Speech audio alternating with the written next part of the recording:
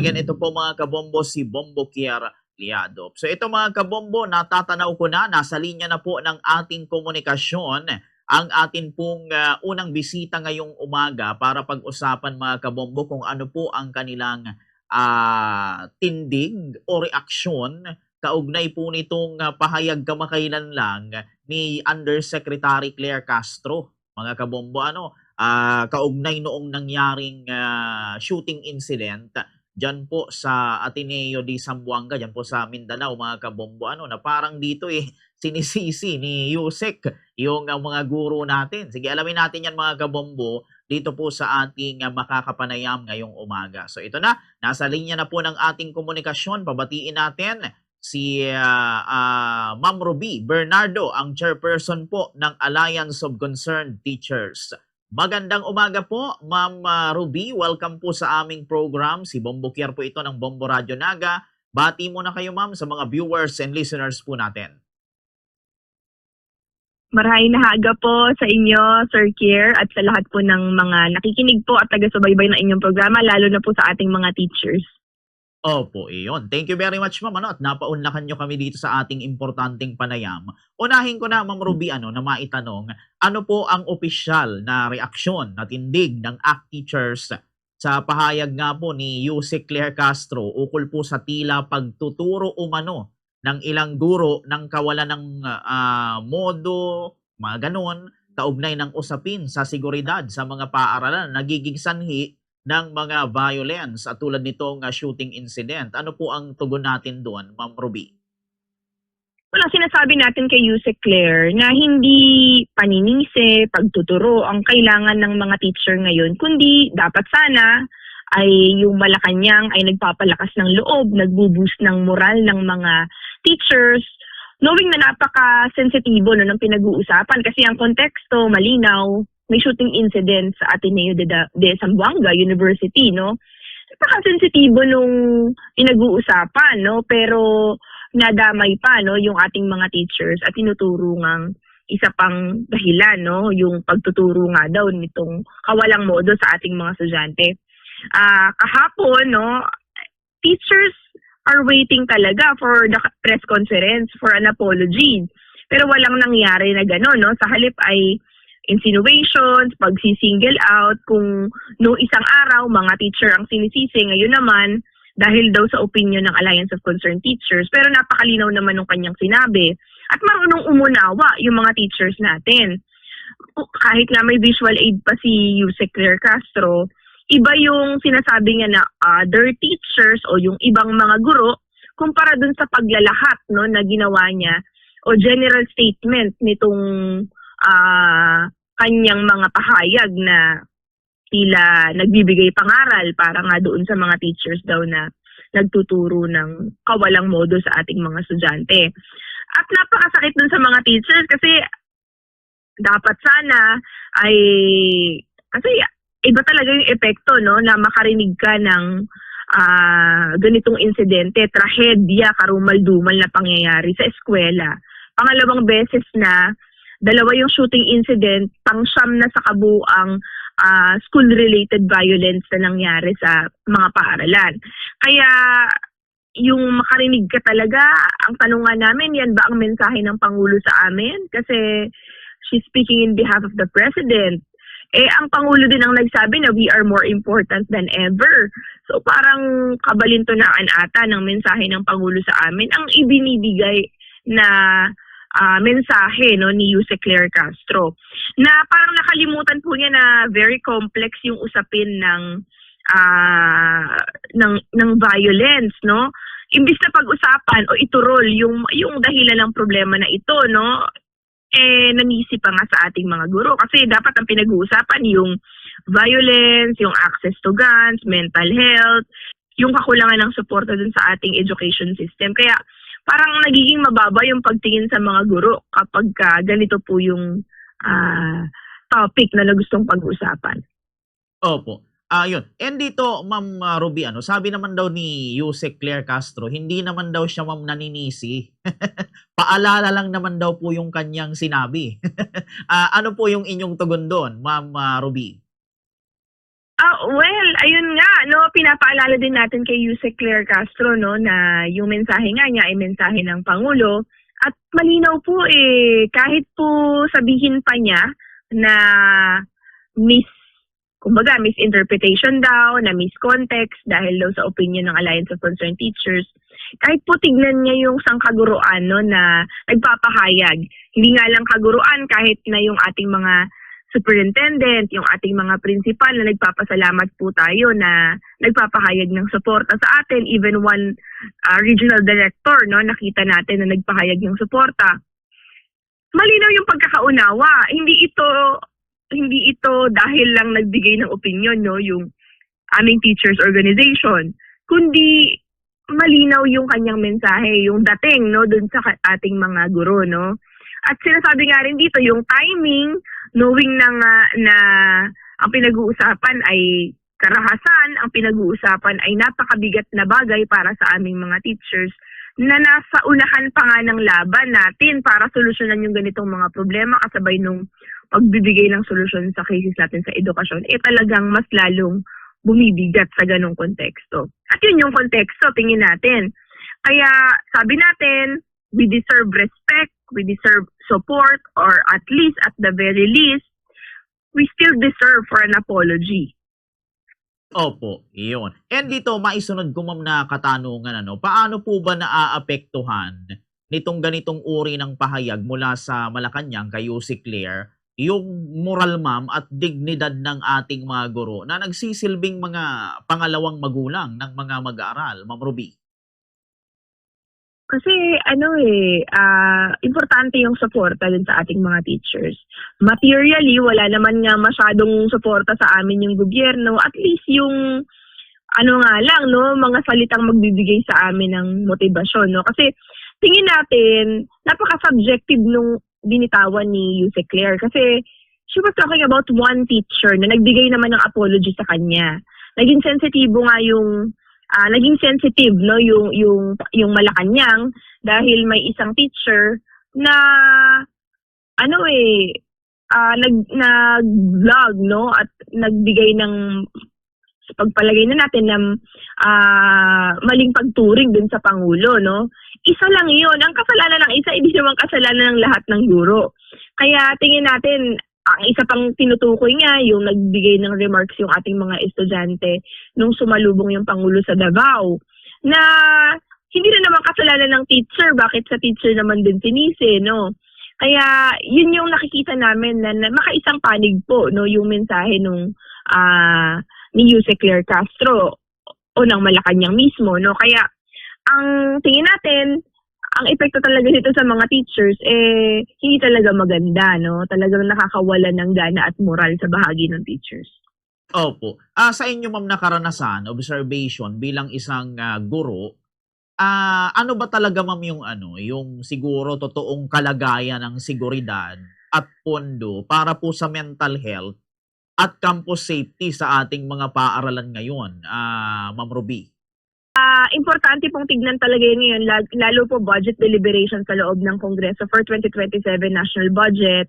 At nakatutok po kami sa proposal ng DepEd. Nakita natin talagang may slash po ngayon yung ating budget for DepEd from 4.4% of our gross domestic product to the 3.7% of our gross domestic product. At ang nakita natin dito, kasi ang sinasabi po talaga, prevention is better than cure. So, in terms of prevention, dapat talaga tiyakin natin na safe yung ating mga estudyante sa loob ng eskwela in terms of psychosocial support, mental health personnel, security personnel.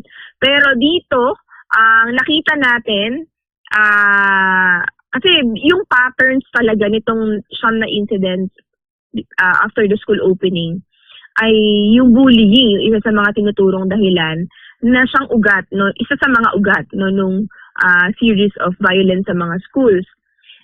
Sinasabi rin ng EDCOM 2, ang isa sa mga dahilan din kung bakit merong bullying ay yung overcrowding ng classroom, yung malaki yung bilang ng tinuturuang estudyante ng ating mga teachers. Pero kung titingnan po natin to address those cases, mukhang kulang po yata yung proposal ng DepEd doon sa classroom construction kasi ang kanilang proposal, balak nilang magtayo ng 700 lamang na classroom for next year. Pero kung titingnan din po natin yung trend during the Marcos administration, pakunti ng pakunti yung kanilang mga actual na napapatayo. Kahit yung kanilang target. Kasi during the past administration, merong 20 to 25,000 classroom constructed in a year. Pero this time, sa panahon ni Marcos, 2 taon na lang, 5,000 na lamang per year ang naipapatayo. At mababa talaga yung kanilang mga target. So, ibig sabihin, talagang merong kakulangan doon sa pag-address dito sa basic na kakulangan natin sa classroom. Kasi ngayon, ang classroom shortage natin ay 166,000, tapos 700 lang yung ipapatayo mo for the next year. Hindi talaga yun mag-a-address. Ngayon, ang pinagmamalaki din ng gobyerno, yung 10,000 na mga school counselors and advocates natin, no? Pero kung titingnan din natin, 1:1 schools division office lang yon kung susuriin natin sa kabuuan kasi we have 47,000 na mga eskwelahan sa buong Pilipinas. Kaya maliit po talaga yun. So, in short, kulang pa rin no yung mga budget proposal for 2027 to address these cases. Kaya we are calling our government, gusto natin na kung gusto nating tugunan no yung problema na ito, dapat ay nagre-reflect yan dun sa ating pambansang budget. Opo, iyon.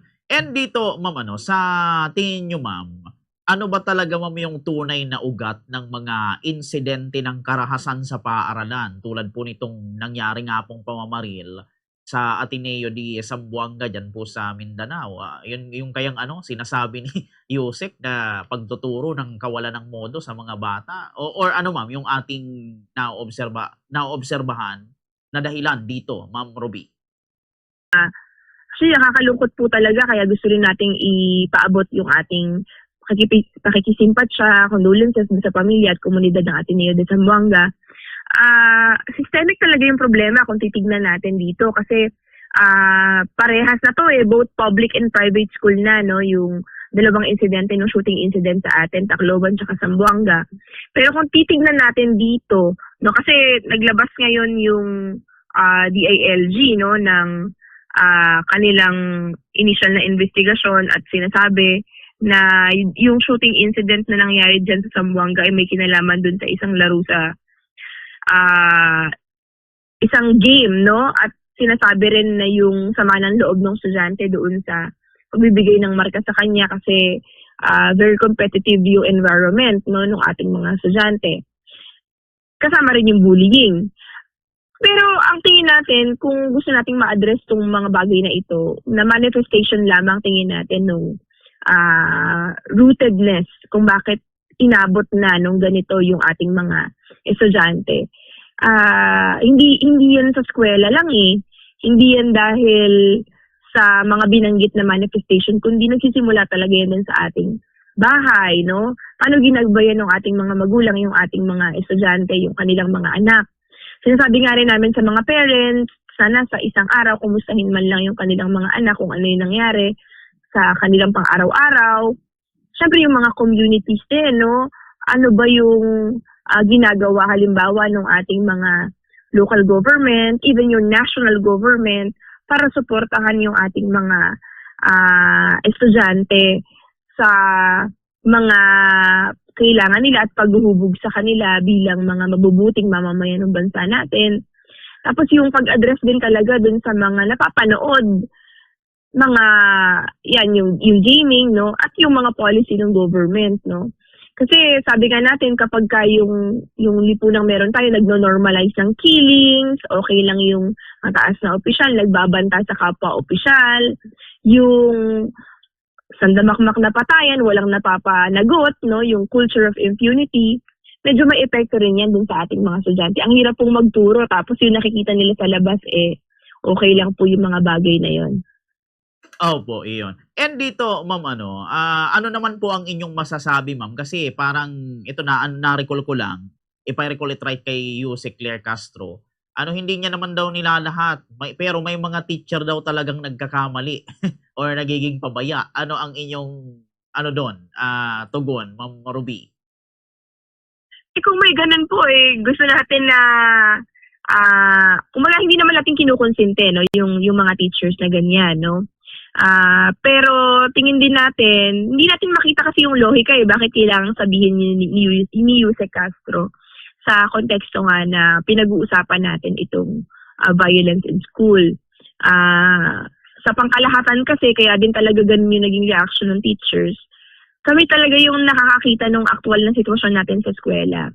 We have a lot of sacrifices talaga. More than 100% yung binibigay ng mga teachers natin para sa pagtuturo sa mga estudyante natin. Lagi ko nga sinasabi, Sir Kier, yung mga teachers natin, very passionate, mapagmahal talaga kasi knowing yung kalagayan natin sa eskwela, kapos sa sahod, kulang sa suporta, tapos ito pa, hindi pa kami makapag-execute ng totally student-teachers discipline dahil nga nalilimitahan kami dun sa mga batas na magpoprotekta sa amin, pero nagpapatuloy sa pagtuturo. Kaya ang kailangan po namin ay hindi talaga gobyernong nagtuturo sa ating mga guro, kundi gobyernong may pagkalinga dun sa ating mga guro rin.